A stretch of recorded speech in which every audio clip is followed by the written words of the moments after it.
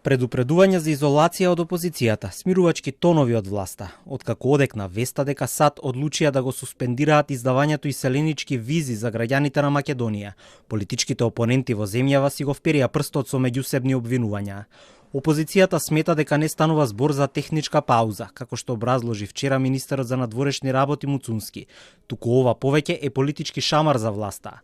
За СДСМ одлуката на стратешкиот партнер САД е порака дека институциите се нефункционални, реформите на хартија, а довербата на минимум. Одлуката на САД да ја суспендираат обработката на визи за македонските граѓани не е техничка пауза, како што кажа вчера Муцунски, туку е јасен политички сигнал и предупредување до нас. Вчера Вашингтон испрати јасна порака дека се незадоволни од капацитетот на нашата држава, дека постои недоверба во институциите на македонската држава и трето, дека очекуваат реформи кои упорно не се спроведуваат во нашата држава. Македонија пред 2 дена се најде на листата на 75 држави за кои од 21 јануари конзуларните служби на САД ќе стопираат обработката на апликации за имигрантските визи.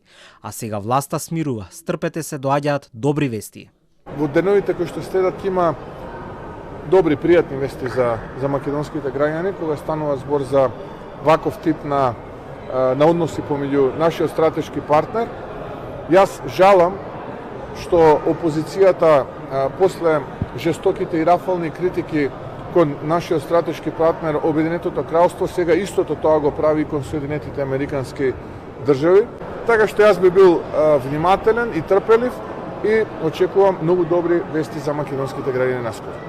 Со земјава на листата се најдоа уште 4 други балкански држави: Босна и Херцеговина, Црна Гора, Албанија, Косово, но не и Србија, а Европско друштво им прават и Белорусија, Русија и Молдавија.